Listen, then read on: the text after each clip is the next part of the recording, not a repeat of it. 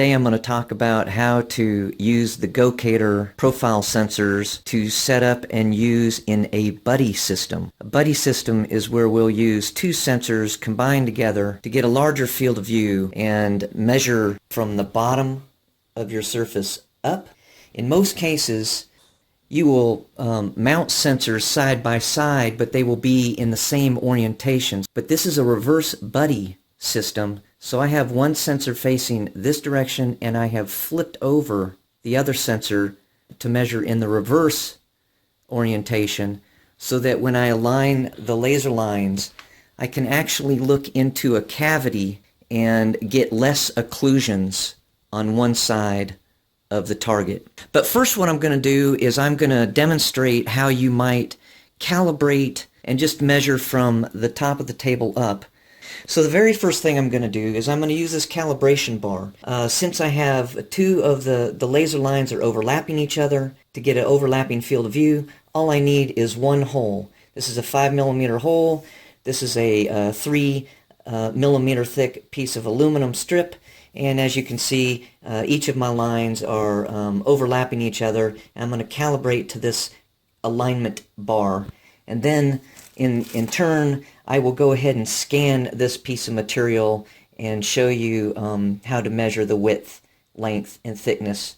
Okay, so we are now measuring the alignment bar. You can see that the master sensor is projecting its laser line in red. The buddy sensor is in blue.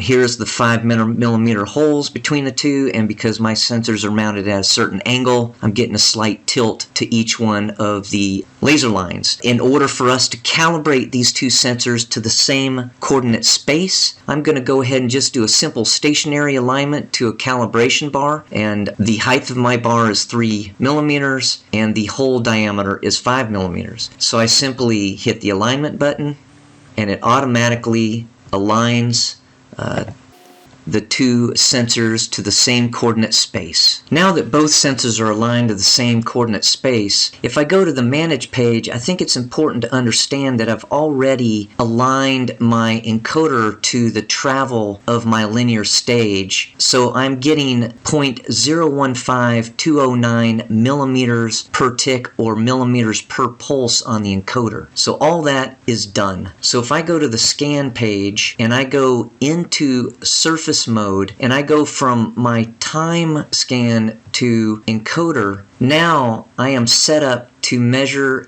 a part. As I scan the part, I will get a profile every 0.5 millimeters and generate a 3D image.